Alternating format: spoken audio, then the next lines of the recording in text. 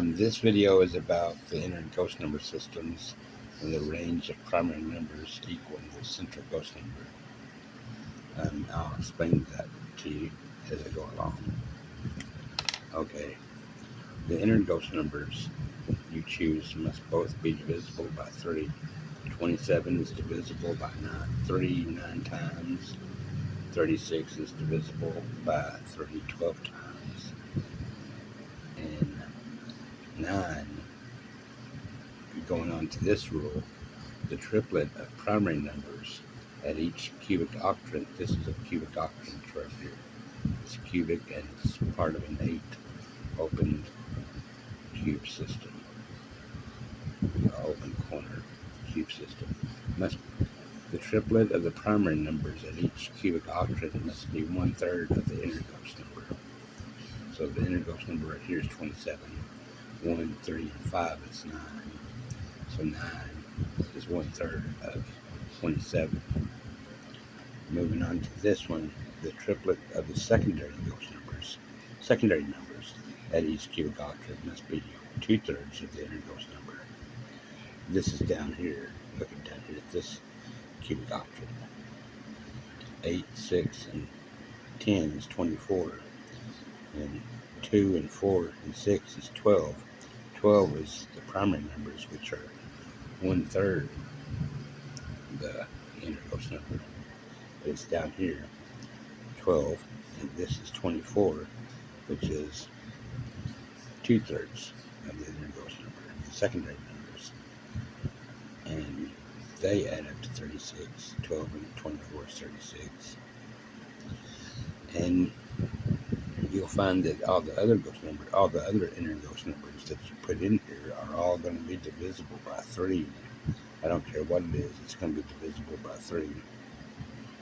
And this is one complete inner ghost number equation of a 4-fold system. These other ones that you don't see yet are the unknowns. And here's the way to check this. This 63 is up here in the left, front, top. This is the back, bottom, right. And this completes this inner ghost number commutative equation. But you can also check it by the outer octrant. 5, 12, if you went through and did the commutative property all the way through in just one corner in the back. 5, 12, 7, 16, you can't see that very well. 9 and 14 all equal. It would equal 63. This equals 63 because it's 14, 9, 5. What would be 12 here, 7.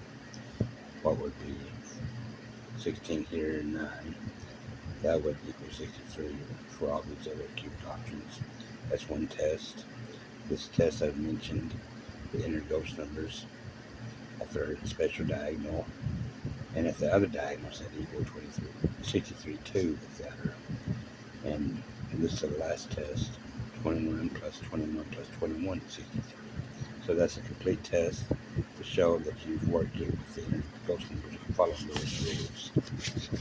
And what I found is the range of the inner ghost numbers, the sets that you can derive from the range of primary numbers that equal 21 in this case. Well, I didn't put the 21 in any of these, but I guess because I want to focus on the range. The primary numbers choose the range. The greater the inner ghost number, if it was 210 instead of 21, you'd have a larger range of primary numbers to shuffle around to equal 210. But since this is 21, you have 1, 3, and 5 up here, which is 9. You have 2, 4, and 6 down here, which is 12. 9 and 12 is 24. 9 and 12 is 21. So that's the central ghost number. And with all these other different arrangements, like you have 3, 3, and 3 over here to equal 9. And down here, 4, 4, and 4 equals 12. And their secondary ghost numbers equal 18 up here, 666, and 24 down here. This is 2/3 of the inner ghost number down here, and 2/3 of the inner ghost number up here. So the 3/3 combined shows you that you're right, and it produces these. These are different from these inner Gauss numbers. There's sets, and they can go into infinity depending on how large are the numbers you want to put around each side. Primary numbers. They're the range that you, since this is a low number, this have a low set of these groups, these different types of groups. But this set, this has 2 and 7 right here. That alone equals 9, and there's a 0 right here. 4 and 8 right here, and there's a 0 right here. These are the different ranges. This shows a different set of inner Gauss numbers.